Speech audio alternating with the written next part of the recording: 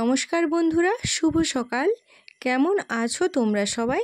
আশা করি তোমরা যে যেখান থেকে আমার ব্লগটি দেখছো প্রত্যেকেই খুব ভালো আছো এবং সুস্থ আছো। মাই লাইফ মাই স্টোরির আরও একটি নতুন ব্লগে তোমাদের সবাইকে স্বাগত জানিয়ে আজকের ব্লগটি শুরু করছি। আজ বুধবার আর এখন ঘড়িতে সময় হয়েছে ঠিক 5:45। তো দেখো, আজকে কিন্তু অনেক সকালেই উঠেছি। তার কারণ তোমরা তো আগের দিন তোমাদের বলেইছি যে বাড়িতে কেউ নেই, মা নেই, রিনা নেই, বাড়িতে অনেকই কাজ আছে। তো সেই কারণে অনেক সকাল সকালই উঠে পড়েছি। তো উঠে আগে ভাবলাম যে ছাদ থেকেই কাজটা শুরু করি। তো আগে নিজের রুমটি ভালো করে পরিষ্কার করে গুছিয়ে নিলাম। তো তারপরে একবার চলে আসলাম নিচে। তো নিচে এখন দেখো ঝাড় দিয়ে দিচ্ছি বারান্দাটা। আর রান্নাঘরের তো কাজ বলতে কালকে রান্নাঘরের কাজ গুছিয়ে রাখতে পারিনি, তার কারণ বৃষ্টির জন্য এই কদিনই না এমন হচ্ছে, বৃষ্টির জন্য কিছু কাজ করতে পারছি না রাত্রিবেলা। তো রাত্রে বৃষ্টি হলে তো আর বাসন ধুতে পারছি না। তো সেই কারণে রাত্রের কাজগুলো থেকে গেছে, তো এখনই করে নেব।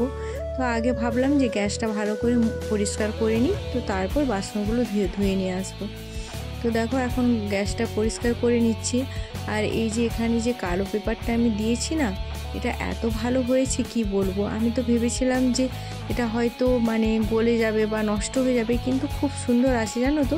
তবে কি হয়, একটু সাবধানে কাজ করতে হয়। যখনই রান্না করি তখন গ্যাসটাকে একটু সামনের দিকে টেনে নিই। তো টেনে নিলে আর ওই তাপটাও লাগে না, আর কাগজটাতে কিছু হয়ও না, বেশ সুন্দরটি আছে। তো দেখো রান্নাঘরের সমস্ত ডিবা আর গ্যাস আর এখানে দেখো টেবিলটা সমস্ত কিছু আমি ভালোভাবে পরিষ্কার করে নিলাম। তো কালকে রাত্রে বাবু একটা কাণ্ড করেছে। তো এটা নিয়ে ও 3বার হয়ে গেল। তো কানের ওরে একটা কান ফোড়ানো আছে, তো ওই কানে একটা সোনার দুল গড়ে দেওয়া হয়েছে। তো সোনার দুলটি কালকে দেখলাম যে কালকে কানে যে খুলে রয়ে গেছে ও দেখেইনি। আজকে সকালে যখন ব্রাশ করছে তো আমি দেখতে পেলাম যে কানেরটা খুলে গেছে। তো দেখতে পেলাম বলে তাই, না হলে কি হতো তা জানি না। হয়তো পড়ে টরে গেলে তাহলে তো বিপদ হয়ে যেত।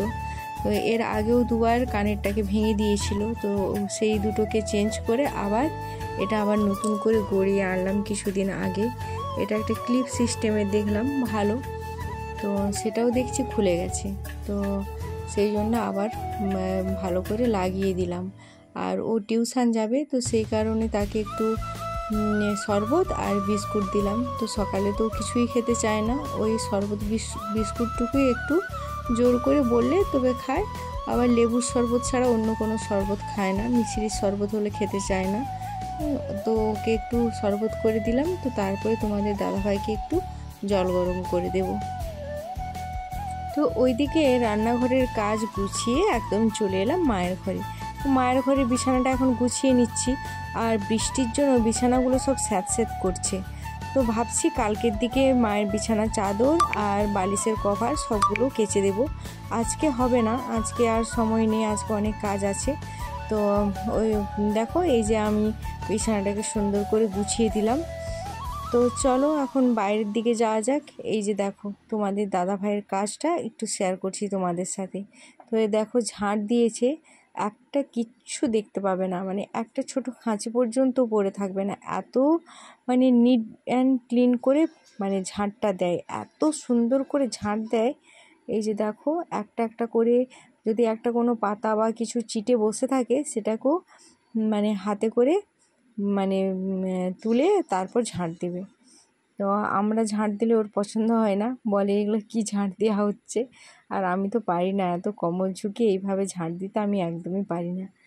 দেখো এই যে ঝাড় দিচ্ছে, কত সুন্দর পরিষ্কার করে ঝাড় দিচ্ছে একদম। আর আমাদের বাড়িটাও তো দেখেছো কত বড়, একদম পরিষ্কার করে ঝাড় দিবে। তো ওইদিকে ঝাড় দিচ্ছে আর আমি এদিকে ফুল তুলে নিচ্ছি।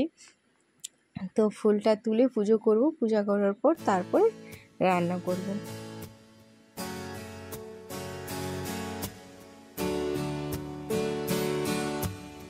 পুজো করে নিচে আসলাম, আর নিচে এসে একটু মুড়ি বেড়ে নিয়েছি। তো নারকেল আর চানাচুর দিয়ে খাচ্ছি, শশা নেই, নারকেল আর চানাচুর দিয়ে মুড়িটা খাচ্ছি। আর এদিকে দেখো ডাল বসিয়েছি, আর আজকে তরকারি হবে লাউ ঘন্ট আর পটল ভাজা। আর এই যে পাকা উচ্ছেগুলো না, পাকা উচ্ছেগুলোকে আমি ফেলে দিচ্ছিলাম, কিন্তু একজন কাকিমা, মানে আমাদের গ্রামেরই একজন কাকিমা আমার কাছে এসেছিলো একটু কাজে। তো সেই বলল যে বৌমা আর পাকা উচ্ছে ফেলে দিও না, আর ওগুলোকে একটু মশলা দিয়ে ভাজা করে খেয়ে দেখো, খুব সুন্দর লাগে। তো মানে খেয়ে দেখেছিলাম, সত্যিই খুব সুন্দর লাগে। একটা জিনিস কি বলো তো, যত্ন করতে জানলে না কোনো জিনিসই খারাপ হয় না, সব জিনিসই খুব সুন্দর হয়। সেটা রান্নাবান্না হোক, সেটা সম্পর্ক হোক, যেই হোক না কেন, রান্নাবান্নাও যদি আমরা যত্ন করে রান্না করি সেটাও যেমন সুন্দর হয়, তেমন আমরা যদি কোনো সম্পর্ককে আমরা সুন্দর করে যত্ন করি আর যত্ন দিয়ে ভালোবাসা দিয়ে সেটাকে গড়ে তুলি, সেটাও কিন্তু খুব সুন্দর হয়।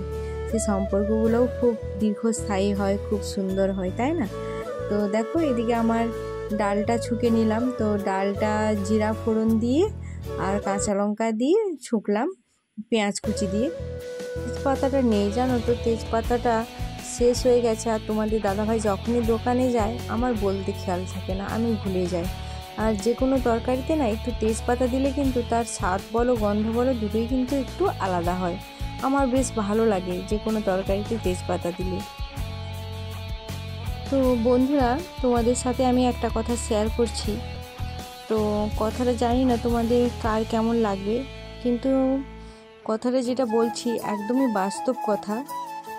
তো কি বলো তো, প্রতিটা শাশুড়ি এটাই মনে হয় ছেলেকে বিয়ে দেওয়ার পর, যে বৌমা হয়েছে, ছেলে হয়তো আমার থেকে দূরে চলে গেল, ছেলে আমার আর কথা শুনবে না, ছেলে আমাকে আর দেখবে না, ছেলে আমাকে আর ভালোবাসবে না। এটা কিন্তু প্রত্যেকটা মায়েরই মনে হয় যে হয়তো তার ছেলে তার কাছ থেকে দূরে চলে গেল।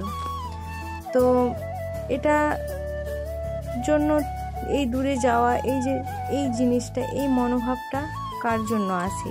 বাড়ির বউয়ের জন্য, যে বৌমার কারণেই হয়তো আমার ছেলে আমার থেকে দূরে চলে গেছে।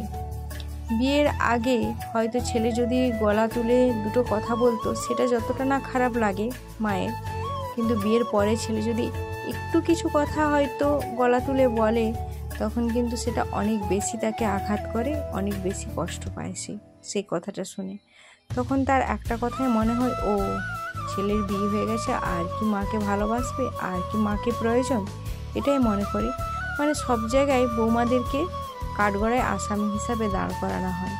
কিন্তু বৌমারা কি সত্যি এতটা খারাপ? বৌমা হওয়া কি সত্যি এতটা খারাপ?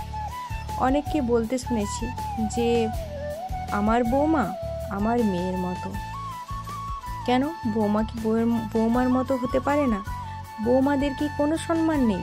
বৌমাদেরকে মেয়ের সঙ্গে কেন তুলনা করতে হবে? বৌমা বৌমা, মেয়ে মেয়ে। কখনো কাউকে এটা বলতে শুনেছেন যে আমার বাবা আমার মায়ের মতো, কি আমার মা আমার বাবার মতো? তার কারণ কি বলো তো? যে আমার মা মায়ের মতো হয়, বাবা বাবার মতো হয়। তাহলে বৌমা কেন বৌমার মতো হবে না? সে কেন মেয়ের মতো হবে? তাকে কেন মেয়ের আখ্যা দিতে হবে? যখন আমরা নিজেরা অন্য কারোর সঙ্গে নিজেদেরকে তুলনা করি, তখন কিন্তু আমাদের নিজেদের অস্তিত্বটাকে আমরা নিজেরা হারিয়ে ফেলি। তো তাই আমার তো মনে হয় না যে আমি কোনো মেয়ের মতো হতে চাই। আমি আমার মতোই হতে চাই। আমি বৌমা, আমি বৌমার মতোই হতে চাই। আমি বৌমা হিসাবেই সেই সম্মানটুকু পেতে চাই। আমি মেয়ে হতে চাই না, আমি মায়ের মেয়ে, আমি শাশুড়ির বৌমা। আমি মায়ের কাছে মেয়ের মতো ভালোবাসা পেতে চাই, আর শাশুড়ির কাছে শাশুড়ির মতো ভালোবাসা পেতে চাই।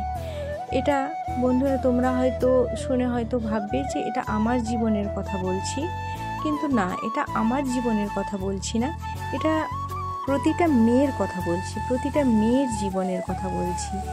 যে প্রত্যেকটা মেয়েকে কিন্তু এইভাবে তুলনা করা হয় যে আমার মেয়ের মতো হতে হবে না, বা আমি আমার মেয়ের মতো ভাবি। সবসময় কিন্তু আমি দেখেছি প্রতিটা শাশুড়ি তার মেয়ের সাথে বৌমাকে তুলনা করে, কিন্তু এই জিনিসটা কিন্তু আমার ব্যক্তিগত দিক থেকে আমার ভালো লাগে না। তো তাই সেই কথাটা বললাম। এবার তোমরা কিভাবে কথাটা নেবে সেটা সম্পূর্ণ তোমাদেরই ব্যাপার। তো তোমাদের মতামত তোমরা জানাতে পারো। তো আমি আমার মতামতটা তোমাদের সাথে শেয়ার করলাম। তোমাদের সাথে কথা বলতে বলতে কিন্তু আমার রান্নাটাও প্রায় হয়ে এসেছে। তো মশলাটা কষানো হয়ে গেছে, এখন লাউটা তুলে দিলাম। আর এই লাউয়ের তরকারিতে কি বলো তো, একটু চিংড়ি মাছ হলে না বেশ লাগে। কিন্তু লাগলেও এখন কি করা যাবে, এখন তো আর চিংড়ি মাছ পাবো না, কারণ তোমরা তো জানোই যে আমাদের বাড়ি থেকে বাজার অনেকটাই দূরে। আর যারা মাছ নিয়ে আসে তারা সবসময় চিংড়ি মাছ নিয়েও আসে না, আর আজকে তো মাছ আসেইনি, চিংড়ি মাছ কেন অন্য কোনো মাছও নিয়ে আসেনি। তো তাই বাড়িতে নারকেল ছিল, তো নারকেল একটু করে দিয়ে দিলাম। তো যেটা নেই সেটা নিয়ে ভেবে তো মন খারাপ করে লাভ নেই, যেটা আছে সেটা দিয়ে কিভাবে সুন্দর করা যায় রান্নাটা সেটাই ভেবে দেখলাম। তো নারকেল ছিল, তো ভাবলাম একটু নারকেলই দিয়ে দিই, নারকেল দিয়েও কিন্তু বেশ লাগে। আর সত্যিই লাউয়ের তরকারিটা কিন্তু খুব সুন্দর হয়েছিল জানো তো। আর এটা কিন্তু একদম সিম্পলভাবে রান্না করেছি। আর একটু দেখো মিষ্টি দিয়ে দিলাম, আর যে কোনো তরকারিতে না একটু মিষ্টি না দিলে তার মানে আসল স্বাদটা পাওয়া যায় না। তো অনেকে হয়তো মিষ্টি খায় না, কিন্তু আমাদের বাড়িতে সবাই খায় আর আমিও খাই, আর আমার বাবু তো মিষ্টি ছাড়া কোনো তরকারি খাবেই না। তো এই যে দেখো লাউয়ের তরকারিটা কত সুন্দর শুকনো শুকনো করে একদম সুন্দর করে জামের মধ্যে তুলে নিয়েছি। আর চলো আর বাকি রান্নাগুলো তোমাদের সাথে একটু শেয়ার করে নিই। এই যে পটলের ভাজা, আর এই যে উচ্ছেকে শুকনো শুকনো করে মশলা দিয়ে ভেজেছি, আর আছে এখানে জামে আমার ডাল। এই হলো আমার আজকে দুপুরে রান্নাবান্না। তো তোমাদের দাদা ভাইও চলে গেছে স্নান করতে, আর এখন বাজে প্রায় ওই 1টা মতো বাজে, তো ওদেরকেও খেতে দিয়ে দেব। তো এই যে দেখো খেতে দিতে শুরু করে দিয়েছি, পটল ভাজা, উচ্ছে ভাজা আর লাউয়ের তরকারি। তো চলো আমরা এখন দুপুরের খাওয়া দাওয়াটা সেরে নিই, তারপর আবার তোমাদের সাথে কথা বলছি। বাবুকে তার কুচি কাকিমা খিচুড়ি দিয়ে গেছে, তো ও খিচুড়িটাই খাচ্ছে, বলল যে আমি আর ভাত খাবো না, আমাকে খিচুড়ি দিয়ে দাও। তো ওকে খিচুড়ি দিলাম আর আমরা খেলাম ভাত। তো ভাত খেয়ে দিয়ে এখন চলে এসেছি দুপুরে যে সমস্ত জামা কাপড়গুলো মিলেছিলাম সেগুলো তুলতে। আর দেখো আজকে তোমাদেরকে আগে বলেছি, তোমরা যারা আমার আগের ভিডিও দেখেছো তারা জানবে যে আমাদের গ্রামে একজন মারা গিয়েছিল, তোমাদেরকে বলেছিলাম। তো আজকে তার নখ কাটা হচ্ছে। তো দেখতে দেখতে 15 দিন পেরিয়ে গেল। সত্যি মানে অবাক লাগে যে মানুষের জন্ম মৃত্যু কিন্তু আমাদের নিয়ন্ত্রণে নেই। আমরা অন্য কিছুকে নিয়ন্ত্রণ করতে পারলেও জন্মকেও নিয়ন্ত্রণ করতে পারি না, আর মৃত্যুকেও নিয়ন্ত্রণ করতে পারি না।